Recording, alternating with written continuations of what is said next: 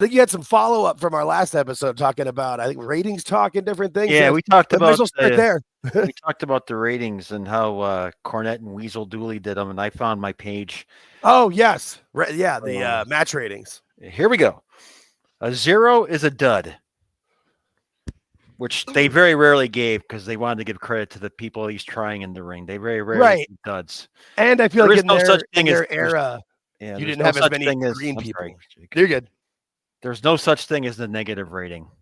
Yeah, well, I feel like in their era, you didn't get people that weren't as every now and then it would happen that somebody got in the ring that they weren't ready. But I feel like in that time frame, the business was more keeping kayfabe, and you had to at least know what you were doing in that ring most of the time.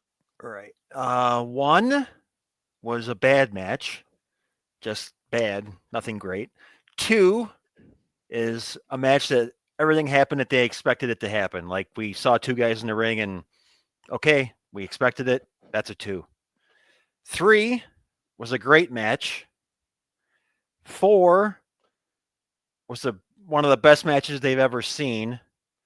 And 5, which also was very rarely given, I think only twice by Weasel.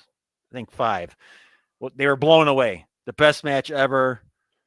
No like problem. Flair and Steamboat. I think Weasel only gave it twice, and I don't remember which ones they were, but it was only done twice.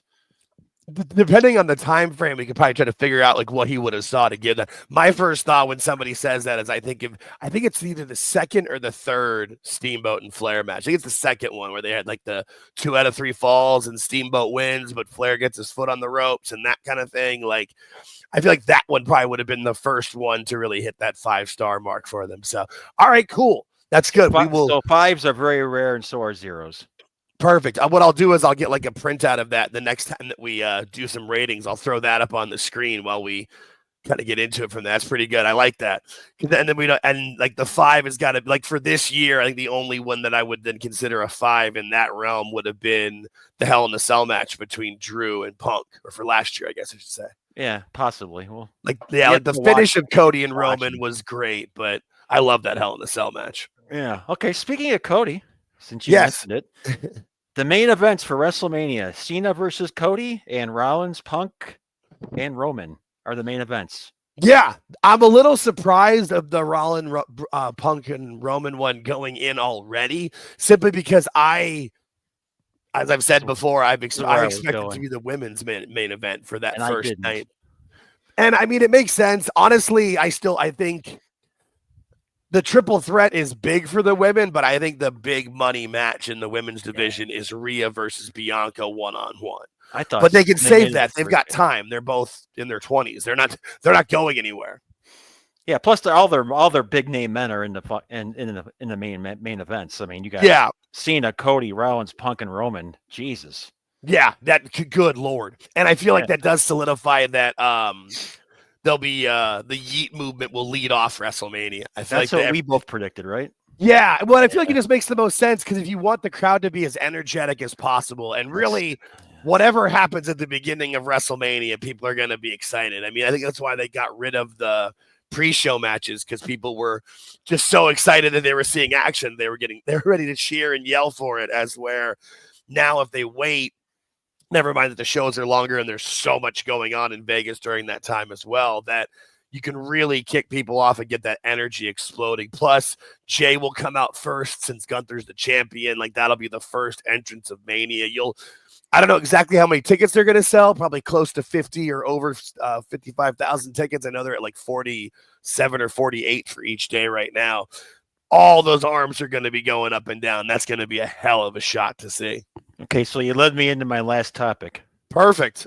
You think the ticket sales are slow because of the foreign market not being there? Because I mean, this is about as political as I'm going to get here, but the foreign market doesn't exactly love us right now. True. And they're not traveling to the U.S. Well, and you think if anybody was going to pay the money to travel to go see wrestling, especially from Europe right now, they had them coming through their town. Like all the televised shows, they were doing house shows on the way to those televised shows. I mean, they've pretty much been going excuse me, every night or every other night. So it's one of those things that you could spend thousands on a flight to the US, or maybe hundreds, or maybe even take like a train from, like, you know, if you're in Switzerland and you wanted to go see a show, you could get to, you know, and they Spain, Italy, England, like it'd be a lot. So there could be a part of that as well.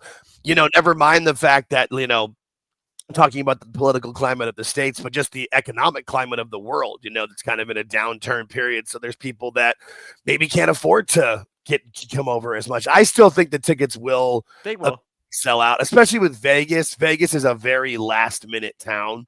You know, I live only about 4 hours from there.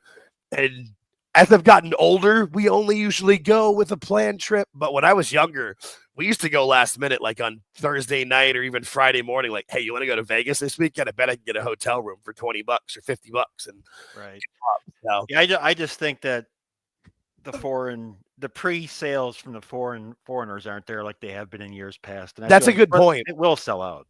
Yeah, well, and I mean, the ticket sales are slow, but when the last I saw, they were over 45,000 for both nights already. Yeah, they'll get there. So we're saying slow, and they're at 90,000 tickets. Yeah. Never mind that they've got the SmackDown before, the Raw after, the Hall of Fame that's at a different venue now. Now there's the WWE World that's like 4 days leading up to it, and the day after it as well.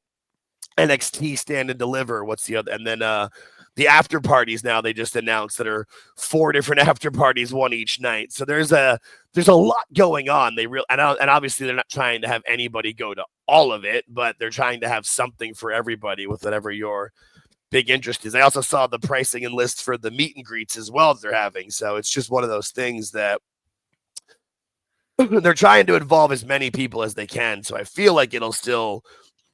Obviously, it'll be profitable and a great promotion for them, but I still feel like they'll sell out the current setup that they have for tickets and possibly bigger as well, but we'll see. Yeah, I was done with my pregame chit chat, but I have one more thing that you just mentioned. The Hall of Fame on TV at 2 a.m., 3 a.m., 1 a.m. Well, I think it's 2 a.m. Eastern. Well, because they're Vegas is Pacific time, so. You know, I mean, I feel like they're probably expecting that people will just watch it either. People won't watch it live. I'm assuming that it does well on. I'm assuming it'll be on Peacock/Netflix. I'm not really sure.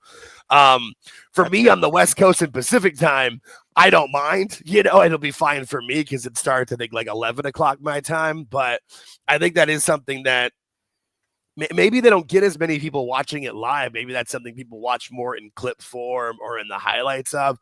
Personally, as someone who's an older wrestling fan, the Hall of Fame has always been one of my favorite parts of WrestleMania weekend. I've always been a big fan of it, you know, so I think it's a big deal, but maybe for the younger generation or for certain crowds, because I don't know the venue that they moved the Hall of Fame to. I don't know how many seats that has. Is it more of like a theater? Is it more, because I know it's at the hotel that they've kind of they weren't cheap. I can tell you that.